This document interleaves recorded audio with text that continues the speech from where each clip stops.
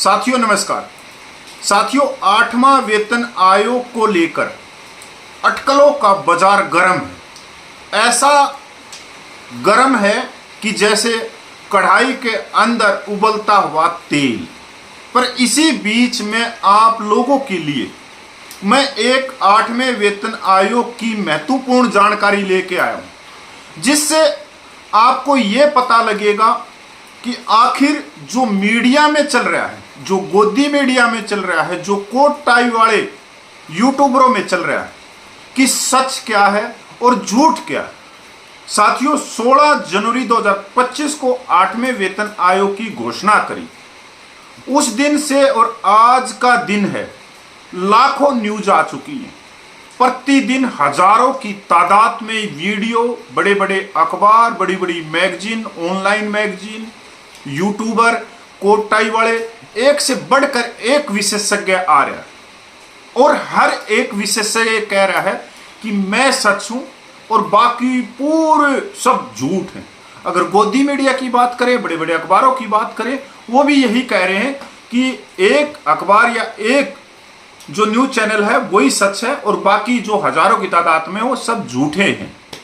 साथियों, यहीं से जो गुमराह करने की, जो झूठ फैलाने की एक आंधी सी चल रही है। अब इस आंधी को रोकना भी बहुत जरूरी है। मैं आप लोगों को याद दिलाना चाहता हूं कि जब 16 जनवरी को 8वें वेतन आयोग की घोषणा करी और मैं लगातार 8वें वेतन आयोग को लेके मैं न्यूज भी दे रहा हूं, पर मैं सच की तरफ लेके जा रहा हूं।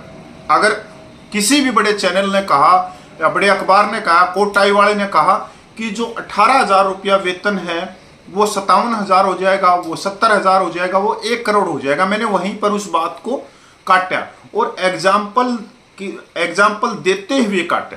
पर मैं ये भी साथ के साथ में कह रहा हूं कि अगर 1.80 से लेके 2.86 तक भी मिलता है तो कर्मचारियों के हाथ में कुछ ज्यादा नहीं आ रहा।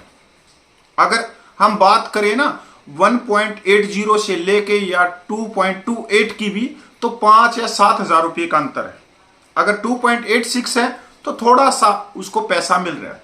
पर हाँ, यहां भी मैं ये बात बोलना नहीं भूलूंगा कि जो आईएलसी की जो रिपोर्ट है, जिसमें 3 व्यक्तियों के परिवार में एक महीने का जो खर्च है वो 41,000 रुपये से ऊपर है, तो 41,000 रुपया देने के लिए इनको फिटमैन फैक्टर आगे लेके आना पड़ेगा। तो साथियों, आज मैं आप लोगों के सामने एक उदाहरण के तौर पे 8वां वेतन आयोग को रखूंगा और जो आज की सबसे अपडेट न्यूज है, बड़ी बड़ी मीडिया में, बड़े बड़े अखबारों में, वो न्यूज ये है कि 8वां वेतन आयोग 14% से 34% नवीनतम वेतन वृद्धि और फिटमैन फैक्टर पर अटकलों का बाजार गर्म है। अब इसी चीज को हम एक उदाहरण के तौर पे समझेंगे भी और लास्ट में इसको जो भी आपका मन में जो सवाल होगा वो भी आप लिख सकते हो, पर खारिज भी करेंगे साथ के साथ में। साथियों, मेरे पास में ये आज जो व्हाट्सएप पे मैसेज आए या जो यूट्यूब पे मैसेज कर रखे हैं, मैं उसी चीज को लेके कि लोगों ने ये सवाल पूछा है तो इसका उत्तर क्या है, तो मैं उस उत्तर देने के लिए आप लोगों को लेके चलता हूं। 8वां वेतन आयोग जो 14% से 34% का जो बाजार, जो अटकलें लगाई जा रही, तो साथियों चलते हैं और साथ के साथ स्क्रीन पे भी मैं दिखाने की कोशिश करूंगा। 8वें वेतन आयोग को लेकर चर्चाएं लगातार बढ़ रही हैं, जबकि केंद्र सरकार द्वारा अभी तक इसका औपचारिक गठन नहीं हुआ है। वो ब्रोकरेज फर्मों के साथ प्रमुख हितधारकों ने संभावित फिटमैन फैक्टर और उसके परिणाम स्वरूप वेतन वृद्धि को लेकर अपनी उम्मीदें साझा की है। हाल ही में जारी 2 शोध रिपोर्टों के अनुसार प्रभावी वेतन वृद्धि की संभावना 13% से 34% तक है। एम्बिट कैपिटल ने 9 जुलाई को जारी एक नोट में कहा कि फिटमैन फैक्टर जो वेतन संशोधन के लिए प्रयुक्त गुणन इकाई है वह 1.83 से 2.46 के बीच हो सकता है। उनके आधार मामले परिदृश्य के तहत, जो कि फिटमैन कारक के रूप में 1.82 पर आधारित है, प्रभावी वेतन 14% तक बढ़ सकता है। उनका औसत मामला पूर्वानुमान 2.15 के फिटमैन फैक्टर का सुझाव देता है, जो वेतन में 34% की वृद्धि कर सकता है। हालांकि उच्चतर स्थिति में फिटमैन फैक्टर को 2.46 के रूप में अनुशंसित किया जा सकता है, जिससे एम्बिट कैपिटल के अनुसार प्रभावी वेतन में की भारी वृद्धि होगी। दूसरी ओर कोटक इंस्टीट्यूशनल इक्विटीज द्वारा 21 जुलाई को जारी एक नोट में फिटमैन फैक्टर 1.8 का अनुमान लगाया था, जिससे वेतन में प्रभावी रूप में 13% की वृद्धि होगी। फिटमैन फैक्टर वेतन वृद्धि गणना को समझना। 1.8 के फिटमैन फैक्टर का मतलब है मौजूदा बेसिक वेतन को 1.8 से गुणा किया जाएगा, यानी 80%। हालांकि प्रभावी वेतन वृद्धि कम होगी क्योंकि नया वेतन आयोग लागू होने पर महंगाई भत्ता शून्य हो जाएगा। अब स्क्रीन पे देखना एक उदाहरण मैं आप लोगों को लेके आया हूं। 7वें वेतन आयोग ने 2.57 का फिटमैन फैक्टर दिया, आप सबको मालूम है, जिससे 2016 में मूल वेतन 7,000 रुपये से बढ़कर 18,000 रुपये हो गया था। मतलब 7,000 गुणा 2.57 या 1.57% हो गया था। हालांकि महंगाई भत्ते को शून्य पर रीसेट करने को भी ध्यान में रखा जाए तो वास्तविक वेतन वृद्धि काफी कम थी। यह समझने की कोशिश करना। छठे वेतन आयोग के तहत कुल न्यूनतम वेतन इस प्रकार था। 7,000 न्यूनतम वेतन था और प्लस 125% डीए था 8750 रुपये, प्लस 2100 रुपये मकान किराया भत्ता था, 1350 रुपये यात्रा भत्ता था। तो टोटल जो वेतन बनया वो बनया 19,200 रुपया। कितना बनया? 19,200 रुपया। अब यहीं से सबसे बड़ा खेल आपको समझ में आएगा कि यह खेल खेला कैसे जाता है। 7वें वेतन आयोग के तहत 2016 में समग्र न्यूनतम वेतन को निम्नलिखित तरीके से संशोधित किया गया था। 18,000 रुपये मूल वेतन प्लस 4320 रुपये। कितना? 18,000 रुपये प्लस 4320 रुपये। HRA 1350 रुपये। टीए प्लस 0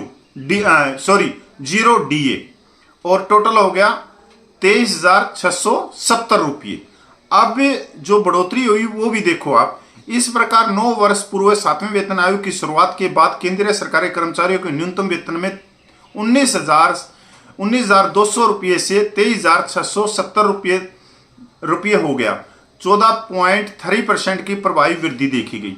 मतलब 7वें वेतन आयोग में 7,000 रुपया न्यूनतम वेतन था, 8,750 रुपये डीए था, 2100 रुपये मकान भत्ता था, 1350 रुपये यात्रा भत्ता था, तो 19,200 रुपये वो टोटल ले रहे थे। छठे वेतन आयोग में। और 7वें वेतन आयोग में जो 7,000 था उसको 2.57 से गुणा कर दिया गया, तो वो नया जो वेतन बना वो सारा HRA टीए मिला के 23,670 रुपये। तो जो बढ़ोतरी आई वो कितनी आई 7वें वेतन आयोग में? 4470 रुपये की नई बढ़ोतरी आई। मतलब 7वें पे कमीशन में जो न्यूनतम वेतन 7,000 रुपये था और उसको 7वें वेतन आयोग में 2.57 का गुणा मिला, तो उसको जो वेतन में बढ़ोतरी हुई वो 4470 रुपये के करीब हुई। इस प्रकार कम फिटमैन फैक्टर के बावजूद 8वां वेतन आयोग पिछले वेतन आयोग की तुलना में प्रभावी वेतन वृद्धि में तेजी ला सकता है। ऐसा इसलिए क्योंकि महंगाई भत्ता जो नए वेतन आयोग के लागू होने के बाद शून्य हो जाता है, वर्तमान में 7वें वेतन आयोग की अंतिम अवधि के मुकाबले लगभग आधा है। 7वें वेतन आयोग में 125% था, तो आज 58% है। और अभी जुलाई 2025 और दिसंबर 2025 का भी आप 3% मान सकते हो, तो 61%। 2016 में संशोधित वेतन लागू होने से पहले महंगाई भत्ता मूल वेतन का 125% था। इसकी तुलना में मुख्य भत्ता वर्तमान में मूल वेतन का सिर्फ 55% है। 3% की अभी बढ़ोतरी होगी दीपावली के ऊपर। उल्लेखनीय कि मुद्रास्फीति के प्रभाव को कम करने के लिए केंद्र द्वारा महंगाई भत्ते में हर 2 साल में संशोधन किया जाता है। अगर कोई केंद्रीय सरकारी कर्मचारी वर्तमान में 50,000 रुपये कमा रहा है तो उसके कुल वेतन में HRA के रूप में 15,000 रुपये, टीए के रूप में 2160 रुपये और डीए के रूप में 30,000 रुपये की वृद्धि होगी। कुल मिलाकर 97,160 रुपये होगा। 8वें वेतन आयोग के लागू होने के बाद यह डीए घटक शून्य हो जाएगा। हालांकि उसके बाद हर 6 महीने में इसमें वृद्धि की जाएगी। और ब्रोकरेज द्वारा हाल ही में अनुमानित फिटमैन कारकों के आधार पर संभावित वेतन वृद्धि परिदृश्यों पर एक नजर डालते हैं। जो 1.82 का फिटमैन फैक्टर है तो उसका जिसकी 50,000 रुपया है उसी का ये उदाहरण दे रहे हैं, तो उसकी 97,160 रुपया हो जाएगी। 2.15 का फिटमैन फैक्टर है तो 97,160 रुपये का वेतन और 34% बढ़कर 1,36,203 रुपये हो सकता है।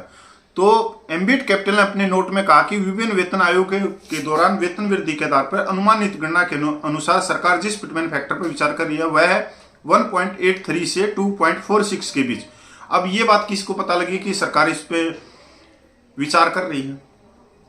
इसका मतलब आयोग कोई काम नहीं करेगा, सारा काम सरकार ही करेगी। ये भी बहुत कुछ कह देते हैं, एक एक शब्द पकड़ने की जरूरत है कि 8वां वेतन आयोग का काम मेरे को लगता है आयोग नहीं करेगा, सरकार करेगी, उसके पीछे सरकार रहेगी, सिर्फ चेहरे चेहरे आयोग में रहेंगे।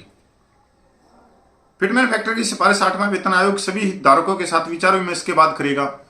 विचार विमर्श तक करें ही नहीं, क्योंकि करीब करीब 7 महीने हो गए 16 जनवरी के बाद और आज का दिन, आज तक कोई काम सिर नहीं चढ़ रहा। बस एक कल परसों एक रिपोर्ट एक न्यूज आई थी कि कैबिनेट मंत्री है जितेंद्र सिंह जी, जो पेंशनर विभाग के भी मंत्री हैं, उनके साथ में कर्मचारी संगठनों की मुलाकात हुई है, पर प्रेस नोट बाहर नहीं आया। अब उन्होंने भी कई चीजें उससे बाहर आ रही हैं, जो सूत्र बता रहे हैं कि उन्होंने असहमति जताई है कई चीजों पे कि ये आयोग देखेगा, ये आयोग देखेगा, ये आयोग देखेगा, ये आयोग देखेगा। जो सारा ही काम आयोग देखेगा तो मंत्री से मुलाकात करने से क्या लाभ हुआ? तो साथियों, ये जो मैं लास्ट में अपना ओपिनियन रखता हूं कि जो 14% से 34% के बीच में वेतन वृद्धि बता रहे हैं, तो कहीं ना कहीं इसको झटका लग रहा है। ये सीधी सी बात है, केंद्रीय कर्मचारियों को बहुत बड़ा झटका लगेगा आपकी बार। एक चीज मैं और भी आप लोगों को बताना चाहता हूं। एक चीज तो है, देखो 2016 में जब पे कमीशन आया उस समय 2G था, मतलब 2G नेट भी, और हर हाथ में मोबाइल नहीं होते थे, मोबाइल बहुत महंगे थे। और आज हर हाथ में मोबाइल है। 10 साल में बहुत कुछ बदला और सारी चीजें नेट पे आ गई। अगर हम बात करें 2016 की, 16 से पहले की, 7वें वेतन आयोग की, तो उस समय सारे कागजात, पुराने से पुराना पे कमीशन, कुछ भी तो नेट पे नहीं था इतना। अगर किसी चीज को डाउनलोड भी करते थे तो घंटों लग जाते थे, पर आज ऐसा है कि आप टिक मारो, सारी चीजें खुल के सामने आ जाती। तो आज 8वें वेतन आयोग पर जो माहौल है, जबरदस्त माहौल है, हर कर्मचारी की जेब से जुड़ी हुई बात है 8वां वेतन आयोग। क्योंकि अगर 8वें वेतन आयोग में फिटमैन फैक्टर ज्यादा रहा तो वजन तो जेब में ही बढ़ेगा, और जेब में वजन पत्थर रखने से नहीं बढ़ता, पैसे रखने से बढ़ता है। और वही जेब पूरे परिवार को भी चलाती है। घर के अंदर सारा सामान आता है, हल्दी, मिर्च, आटा, चावल, नमक, सब कुछ आता है। बच्चों की फीस उसमें जाती है, दवाइयाँ उसमें आती हैं, यात्रा उससे होती है, शादियाँ उससे होती हैं, मकान की मरम्मत उससे होती है, बाइक उससे लेके आते हैं, बाइक के अंदर तेल उससे डलवाते हैं, बिजली का बल्ब उसी जेब से जलता है। हर चीज तो जेब से जुड़ी हुई है। तो 8वें वेतन आयोग की बात करना कोई गलत नहीं है, क्योंकि ये सीधा हमारे से जुड़ा हुआ है। आज कोई एक भर्ती निकाल दो 10 आदमियों की, वहां फार्म भरने वाले करोड़ों आदमी हो जाएंगे। जैसे ही नौकरी मिलेगी तो उसकी शादी भी हो जाएगी, सारी चीजें उसको मिलने लग जाएंगी पूरी की पूरी। तो पैसे आगे बढ़ाता है जिंदगी को और एक सुख सुविधा देता है जीवन के अंदर, क्योंकि मनुष्य योनि में हमने जन्म ले रखा है। ऐसा थोड़ी है कि ऐसे तो आप कपड़े पाड़ के रहने लग जाओ, चनंगे रहने लग जाओ, क्या दिक्कत है? इतना बड़ा संसार है। पर ये कोई जीवन थोड़ी है। जीवन तो यही है कि हम अच्छी तरह से रहें, क्योंकि एक बार जीवन मिला तो उसको अच्छी तरह से काटें। तो 8वां वेतन आयोग पर चर्चा करनी बहुत जरूरी है। पर ये जो मीडिया है, इस मीडिया का कैरेक्टर बहुत अलग है। गोदी मीडिया का, कोट टाई वाले यूट्यूबरों का, ये दोपहर को कुछ बताते हैं और शाम होते होते कुछ बताते हैं। यहीं से सबसे बड़ा नुकसान होता है हमारे को। पर मेरा ऐसा कोई वो नहीं है कि मैं लोगों का ब्रेन वॉश करूं। मेरा हमेशा जो भी वीडियो होगा वो सवालों पे होगा, और मैं साथ में सबसे ज्यादा सवाल तो मैं सरकार से पूछता हूं। सबसे ज्यादा सवाल मैं सरकार से पूछता हूं। तो साथियों, नमस्कार, जय हिंद। और कैसा लगा ये वीडियो? तो नमस्कार, मैं पूर्व सैनिक कपिल फौजी।